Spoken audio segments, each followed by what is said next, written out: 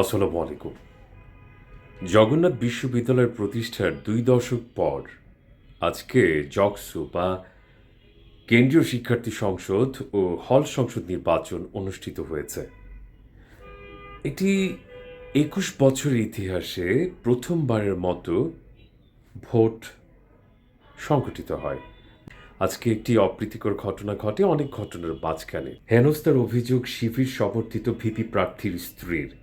ছাত্রদল বলছে বহিরাগত ঢোকানোকে কেন্দ্র করে হট্টগোল।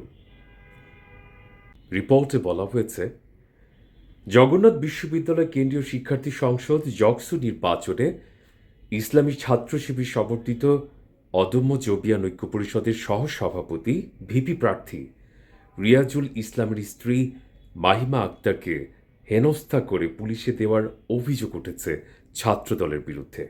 ছাত্রদল বলছে পরিচয়পত্র দেখাতে না পারেও জামায়াতের ৩ নারী কর্মীকে ক্যাম্পাসে ঢুকতে সহায়তা করায় পুলিশ মাহিমা আক্তারকে আটক করেছে।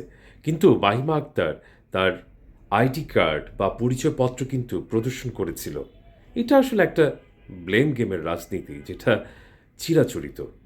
কিন্তু মাহিমা আক্তার সাংবাদিকদের কি বলেছে, যেটা হচ্ছে সবচেয়ে গুরুত্বপূর্ণ। মাহিমা আক্তার সাংবাদিকদের জানান, আমি বিশ্ববিদ্যালয়ের বাইরে অবস্থান করছিলাম। তখন ছাত্রদলের ভাইয়েরা, এখানে ইম্পর্ট্যান্ট কি বলে সে সম্বোধন করেছে, ছাত্রদলের ভাইয়েরা এসে আমাকে হেনস্থা করে। সঙ্গে আমার এক আত্মীয় ছিল। আমরা গেটের বাইরে অবস্থান করছিলাম। এ সময় আমি হিজাব পরিহিত থাকায় আমাকে হিজাব ও মাস্ক খুলতে বলে। আজ মঙ্গলবার সকাল 10:30টার দিকে এই ঘটনা ঘটে বলে জানান মাহিমা আক্তার। সর্বশেষ পাওয়া তথ্য অনুযায়ী মাহিমাকে তার পরিবারের কাছে হস্তান্তর করা হয়েছে। পুলিশ তাকে ছেড়ে দিয়েছে এবং পরিবারের হেফাজতে আছে তিনি। যে কারণে এই তথ্যটা আপনাদের সামনে তুলে ধরা, কতটা সহিষ্ণু, কতটা ধৈর্যশীল মাহিমা আক্তার। ওর জায়গায় অন্য কেউ হলে ছাত্রদলের গুন্ডা পান্ডা স্টুপিডরা আমাকে হেনস্থা করেছে, কিন্তু সে কি বলে সম্বোধন করেছে, ছাত্রদলের ভাইরা। বিষয়টা ছোটোখাটো বলে আমার কাছে মনে হয়নি। এটা একটা নীতি নৈতিকতার ব্যাপার, যেটা পরিবার থেকে শিক্ষা বা বড় হয়ে ওঠা।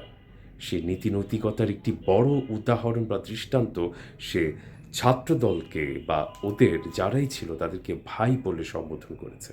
বাস্তবতায় ওর জায়গায় যে কেউ থাকলে যে কোনো কিছু সম্বোধন করত।